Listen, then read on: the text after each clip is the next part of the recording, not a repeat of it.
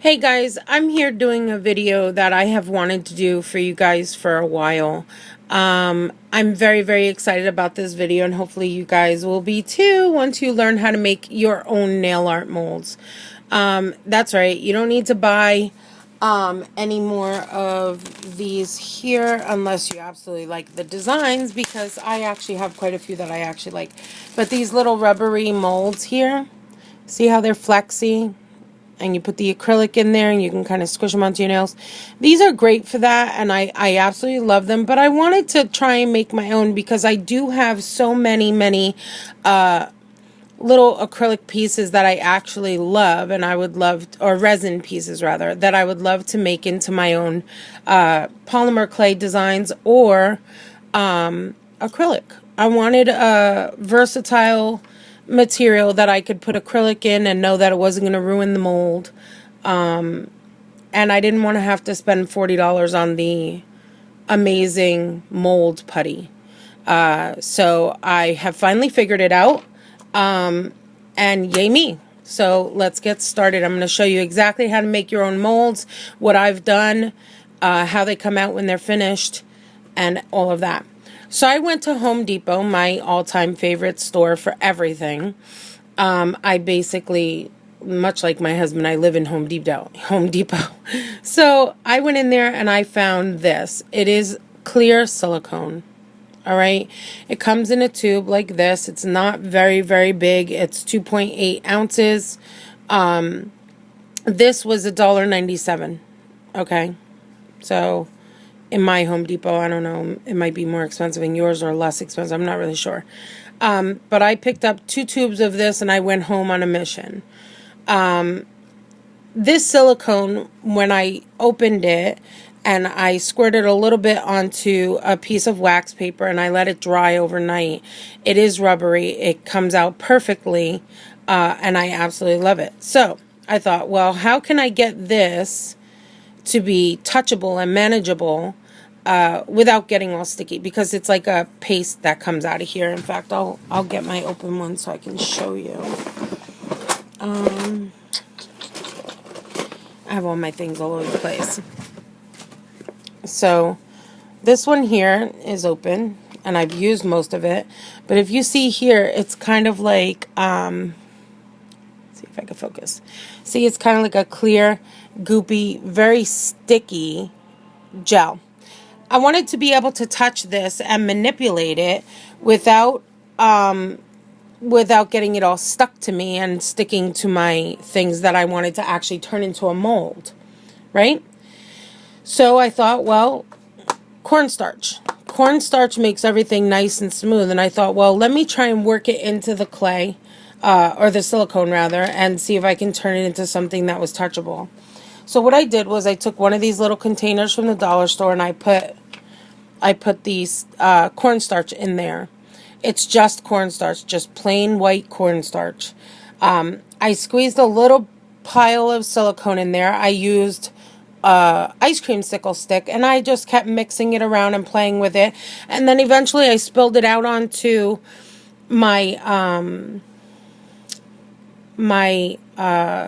baking sheet, the oh gosh, what did I just call it? Wax paper. And I was kneading it with my hands until it was touchable and pliable.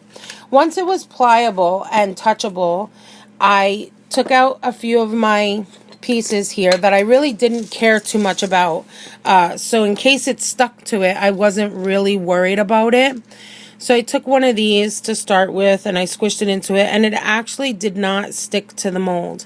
So I left it sit for, I think it was about 2 hours before I started trying to play with it. And honestly, it popped right out. The mold was finished. 2 hours, you're fully cured, and I could play with my mold. I was amazed.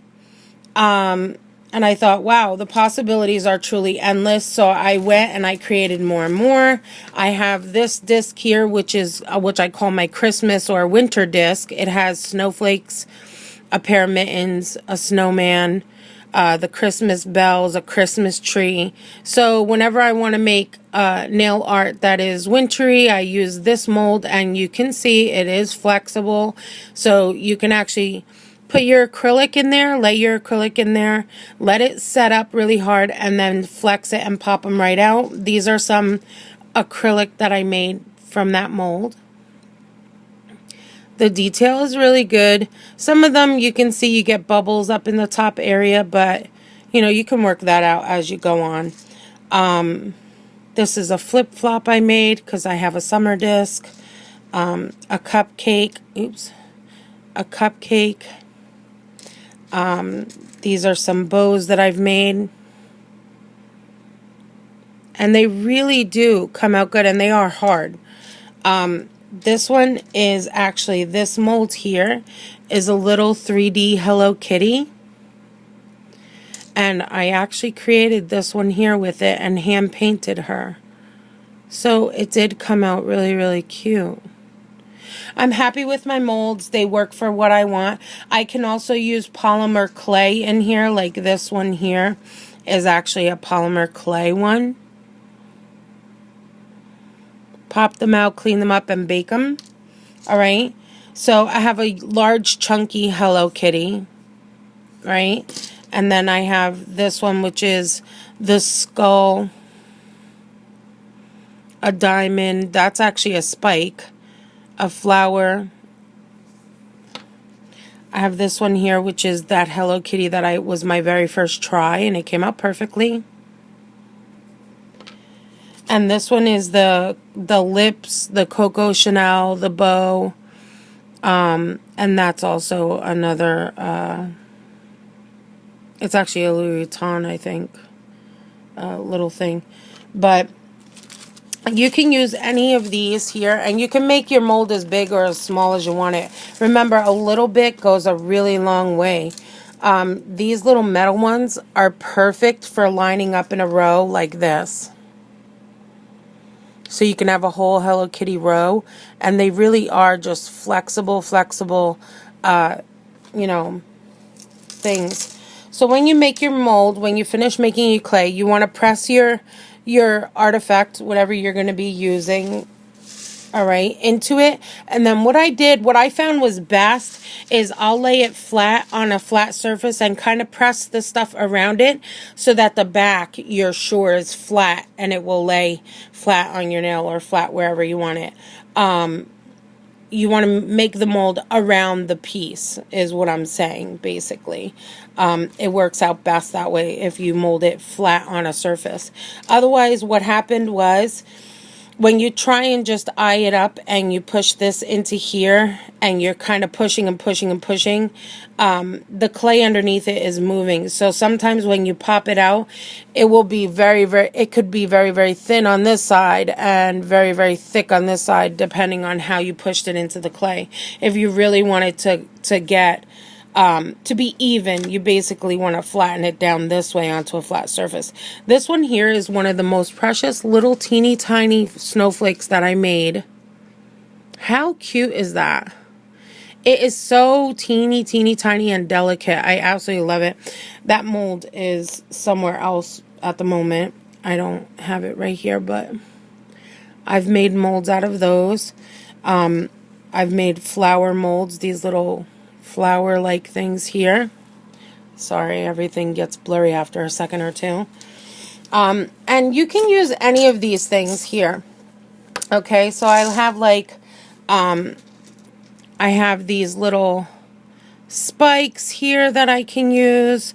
These little gemmed skulls. You can use those. I have been making these like they're going out of style. I don't have them right in front of me, but I absolutely love these cameos, and I've been making a lot of them.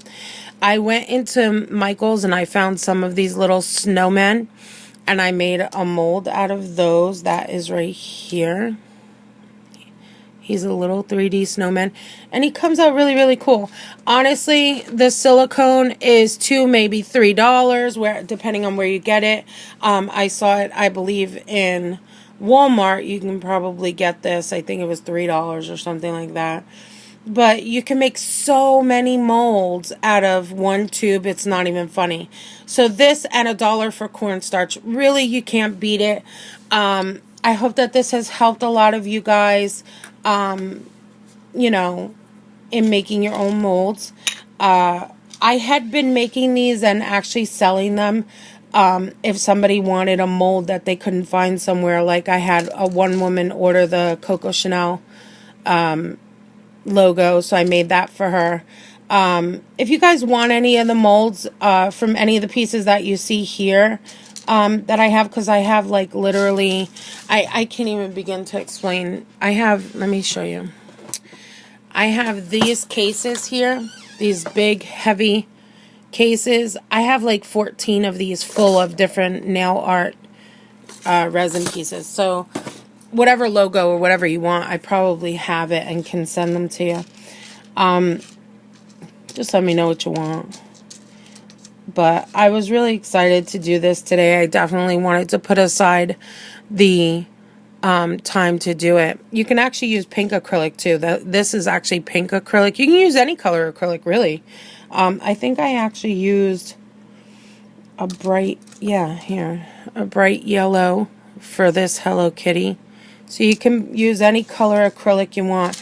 And the acrylic liquid and monomers and polymers, they really don't mess with the mold. I don't usually do UV gels, so I haven't tried curing any UV gels in here. I really don't think that would work. But you never know. I mean, if you want to make one for throwaway and try it, you know, what have you got to lose? But I absolutely love playing around with these molds and not having to pay $40 or $20, whatever that amazing putty costs is a bonus for me. Very easy, very inexpensive, and I absolutely love this bow. How cute is that? And you can make your molds in any color. Honestly, if you took a tiny little drop of food coloring or anything really, paint. I think I did one with paint. I'm not sure what I did with it right now, but I put a little bit of pink acrylic paint in there and it turned my mold pink, which was pretty cool. So I actually just like the clear. It looks almost glow in the darkish. The clear putty with the cornstarch. It looks almost green when it's finished like this. Like glow in the darkish. They don't glow in the dark though. But yeah, make your own molds, play around, have fun. I hope you guys have enjoyed this video, and I'll talk to you soon. Bye.